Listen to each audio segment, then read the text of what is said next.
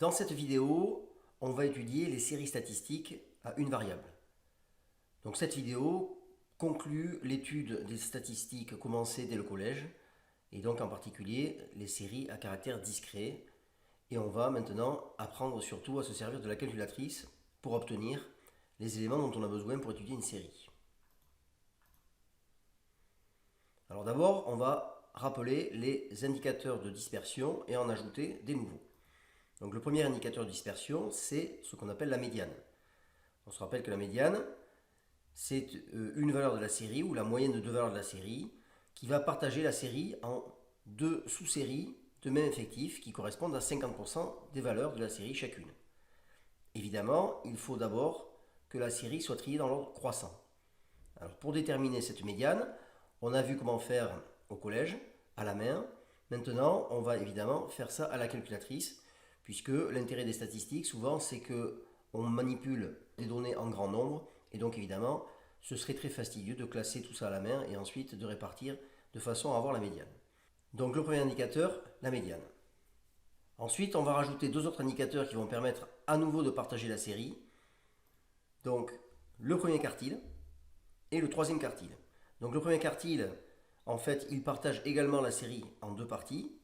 La première partie contient 25% des valeurs, la série étant évidemment classée dans l'ordre croissant. Et la deuxième partie contient 75% des valeurs, d'où le nom premier quartile, qui fait penser à premier quart, 25%. Donc premier quart, 25%. Deuxième quart, 50%, c'est la médiane. Et enfin, troisième quart, c'est-à-dire le troisième quartile, on aura 75% des valeurs inférieures au troisième quartile et 25% des valeurs supérieures à ce troisième quartile. Donc on ne va pas apprendre à calculer ces quartiles, on va les déterminer directement à la calculatrice. Bon, ça ne présente pas de difficulté particulière. Alors ensuite, un peu de vocabulaire et le récapitulatif. Donc d'abord, l'intervalle interquartile, qui est l'intervalle qui va de Q1 à Q3, Q1 étant le premier quartile et Q3 étant le troisième quartile.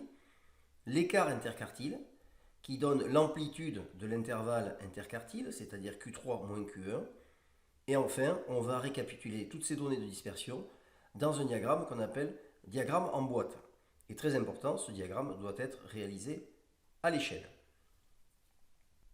Alors à l'aide d'un exemple, on va maintenant voir comment établir ces indicateurs de dispersion et ensuite en déduire le diagramme en boîte d'une série.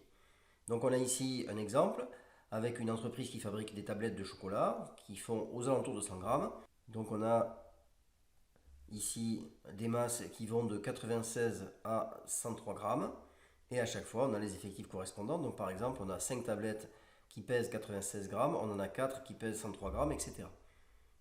Donc on va commencer par rentrer ces valeurs dans la calculatrice. Et ensuite, on va demander à la calculatrice de nous donner les paramètres de dispersion et autres. Et ensuite, on verra comment construire le diagramme en boîte. Alors pour faire cela, la calculatrice utilisée dans cette vidéo, c'est la calculatrice Numworks, qui est une calculatrice dont le logiciel est fabriqué en France. Et vous pouvez également la télécharger sur Internet. Donc je vais vous donner le lien de façon à ce que vous puissiez éventuellement l'utiliser soit en ligne, soit en la téléchargeant gratuitement. Évidemment, je vous invite à l'acheter si vous en avez besoin pour l'utiliser par exemple au lycée. Voici la calculatrice Numworks. Vous pouvez la télécharger ou l'utiliser en ligne en tapant Numworks Emulator ou Numworks Graphing Calculator et vous verrez, vous accéderez à une page où on vous proposera de l'utiliser ou de la télécharger gratuitement. Donc ici, on va l'utiliser maintenant pour cette série. Donc je vais d'abord dans Statistiques, ensuite je fais OK ou Exe, ça revient au même. Donc ici, vous voyez, j'ai une colonne pour les valeurs qui correspondent, moi, à des masses. Et ensuite, j'ai une colonne pour les effectifs qui correspondent à, ici, ma deuxième ligne. Donc maintenant, je vais rentrer mes valeurs. Donc je commence par la première valeur 96. Je valide et vous voyez que automatiquement, ici, la calculatrice me met un effectif égal à 1, que je pourrais modifier si nécessaire. Mais lorsque j'ai les données qui sont en vrac, c'est-à-dire toutes données sans effectif, eh bien, je peux rentrer ma série tout simplement dans les valeurs 1 et utiliser ensuite ma calculatrice normalement. Donc nous, on va commencer par rentrer toutes les valeurs et ensuite on mettra les effectifs. Donc on continue, 97, 98, 99, 100, 101, 102, 103. Voilà, toutes mes valeurs sont rentrées. Maintenant, à l'aide du curseur, je me remets au début. Et donc, ici, maintenant, je vais rentrer les effectifs. Donc, 5, 6, 9, 13, 32, 16, 5 et 4. Voilà, donc j'ai bien rentré toutes mes valeurs, tous mes effectifs. Maintenant, je vais remonter pour pouvoir utiliser ici les données qui sont en haut et l'histogramme, etc. Donc on va voir un petit peu ce qu'on peut avoir. Donc je remonte tout en haut. Voilà, je suis dans données, vous voyez que c'est grisé. Je me déplace.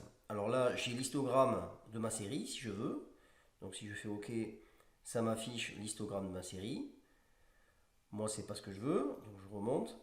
Ensuite, ici, j'ai la boîte, donc on verra après. Et ici, j'ai les statistiques, justement, c'est-à-dire tous mes paramètres, toutes mes de dispersion, etc. de ma série. Donc je fais OK. Donc vous voyez que ça me donne l'effectif total. Donc ça a sommé tous les effectifs. Donc 5 plus 6, etc. Ça fait un effectif total de 90. J'ai le minimum qui est 96, évidemment. Là, c'est facile à voir, mais quelquefois, c'est intéressant de l'avoir dans les statistiques. Le maximum qui est égal à 103, qui est la plus grande valeur qui est ici. L'étendue, c'est la différence entre le maximum et le minimum. Donc 103 moins 96, ça fait 7.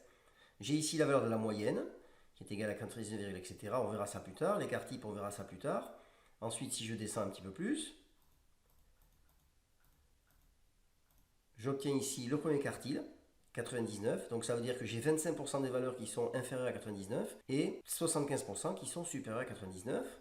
Le troisième quartile, j'ai donc 75% des valeurs qui sont inférieures à 101 et 25% qui sont supérieures à 101. Et enfin la médiane qui est égale à 100. Donc j'ai 50% des valeurs qui sont inférieures à 100 et 50% qui sont supérieures à 100. Et ici, il m'a calculé l'écart interquartile, puisque en faisant 101 moins 99, on obtient bien 2.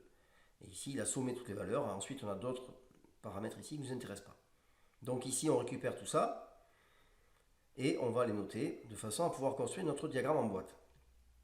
Alors ensuite, si je reviens maintenant tout en haut, ici, je peux aller sur boîte. Eh bien, en fait, la calculatrice va me dessiner le diagramme en boîte que je vais faire après. Donc ici, le minimum, 96. Le maximum, 103. Ici, on a le premier quartile.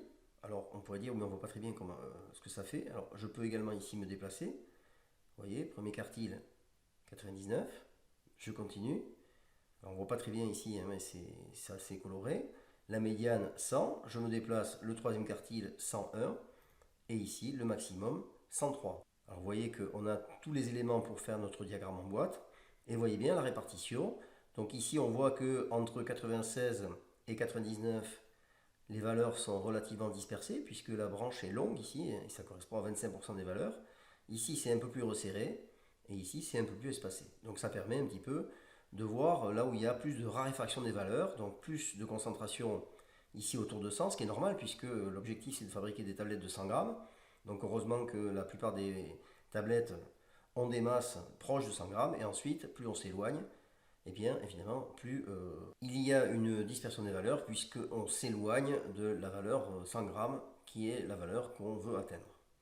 Alors j'ai ici noté les valeurs qu'on a lues dans les statistiques, donc le minimum 96, ensuite le maximum 103, l'étendue qui fait 7, 103 moins 96, les quartiles et la médiane, donc 99, 100, 101, l'écart interquartile qui fait 2, et j'ai construit le diagramme en boîte. Alors ce qui est important, c'est de choisir une échelle, évidemment, ça c'est fondamental. Donc pour que votre diagramme soit correct, il faut essayer d'utiliser le maximum de place sur votre feuille, c'est-à-dire être au plus près de la largeur de la feuille. Pas avoir un diagramme tout petit, évidemment, sinon on ne voit pas grand-chose. Donc ici, moi j'ai pensé que de prendre 4 carreaux pour 1 gramme, ça me paraissait pas mal. Donc ici, j'ai commencé par dessiner une droite graduée qui démarre à 96 et qui va jusqu'à 103, qui sont les extrémités de mon diagramme en boîte, puisque ça correspond au min 96 et au max 103. Ensuite, j'ai fait une boîte qui va de 99 jusqu'à 101. Alors au passage, la hauteur de la boîte n'a aucune importance, hein. Et enfin, j'ai placé ici à 100 la médiane. Et donc, vous voyez qu'on a bien un diagramme en boîte qui ressemble à ce qu'on avait vu sur la calculatrice, avec ici un peu plus d'espace, ici des valeurs plus concentrées, et ici également un peu plus d'espace. Voilà ce qu'on peut dire sur les indicateurs de dispersion. Maintenant, on va se pencher sur les indicateurs de tendance centrale. On va s'intéresser à deux indicateurs qui sont la moyenne et l'écart type. Alors la moyenne, on connaît déjà, puisqu'on l'a déjà étudié au collège. On va simplement rappeler comment on la calcule. Donc pour ça, on prend une série type, c'est-à-dire une série où on a des valeurs xi, donc x1, x2, etc. jusqu'à xk par exemple, et des effectifs associés, n1, n2, etc., nk par exemple.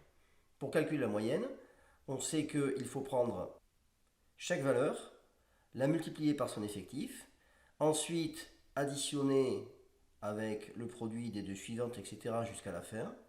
Et enfin, cette somme totale, eh bien, il faut la diviser par l'effectif total, c'est-à-dire la somme de tous les effectifs qui sont ici. Et donc on obtient la formule x bar, c'est comme ça qu'on note la moyenne au lycée, x bar, égale n1 fois x1, plus n2 fois x2, plus etc., plus nk fois xk, le tout divisé par l'effectif total, c'est-à-dire n1 plus n2 plus etc. plus nk. Alors en fait, cette moyenne, on va directement l'évaluer grâce à la calculatrice, donc cette formule, on ne s'en servira pas ou très rarement. Mais c'est bien de la connaître quand même. Alors maintenant, ce qui nous intéressait surtout, c'est la nouveauté, c'est-à-dire ce qu'on appelle l'écart type. Alors l'écart type, il est représenté par la lettre sigma, la lettre grecque, qui correspond au S minuscule. Et donc vous voyez qu'il est calculé à l'aide d'une formule un peu complexe, c'est-à-dire qu'on a la racine carrée d'une somme de sortes de distance au carré divisée par l'effectif total. Donc c'est une espèce de moyenne de distance un petit peu particulière. On va essayer d'expliquer un petit peu pourquoi on a ça et à quoi ça correspond. Alors d'abord, pourquoi est-ce qu'il est nécessaire d'avoir quelque chose qui s'appelle l'écart type? On va prendre deux exemples. On va prendre deux élèves qui ont eu des notes, par exemple un élève 1 qui a eu des notes 1, 19, 1, 19. Et donc si on calcule sa moyenne, eh bien on obtient une moyenne de 10. Si je prends maintenant un deuxième élève qui a eu 10, 11, 10, 9, sa moyenne sera également de 10.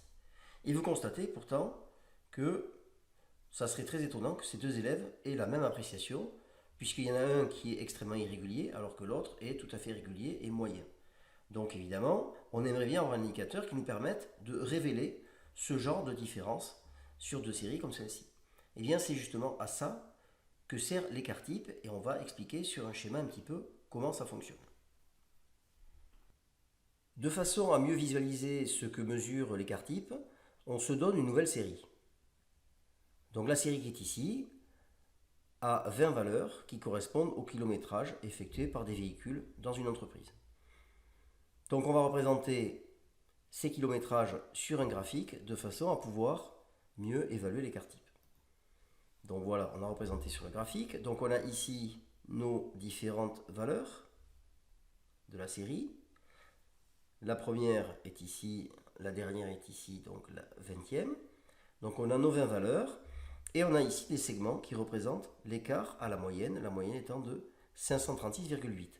Donc ce qu'on veut en fait, c'est mesurer l'écart moyen qu'il y a à la moyenne. Donc c'est-à-dire faire la moyenne, autrement dit, de ce segment.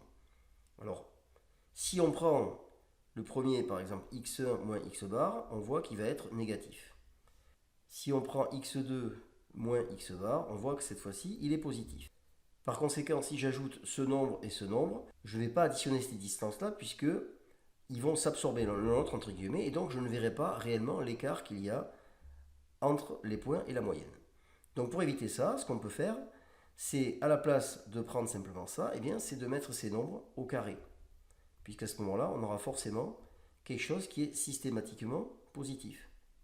Et donc on va bien mesurer une somme d'écarts.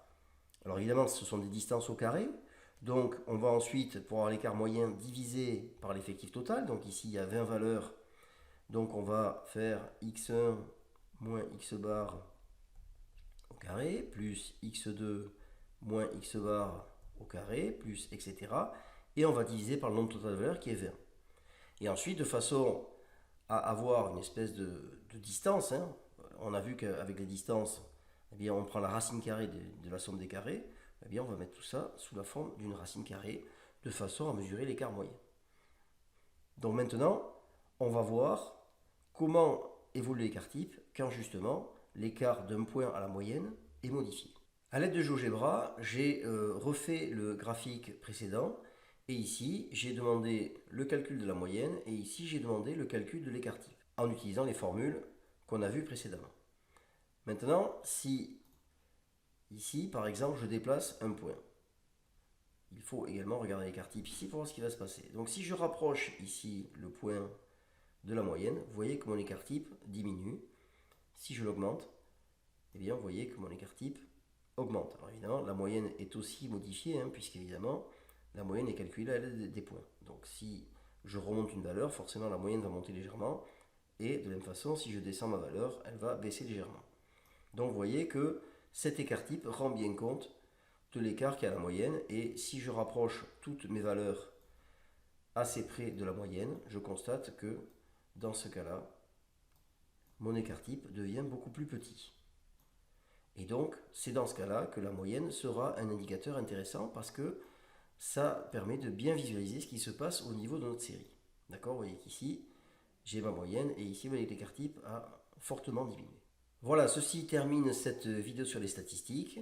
Alors, pour un petit complément sur les propriétés de la moyenne, vous pouvez éventuellement aller sur mon site mathswarrior.com où vous trouverez la démonstration de la linéarité de la moyenne.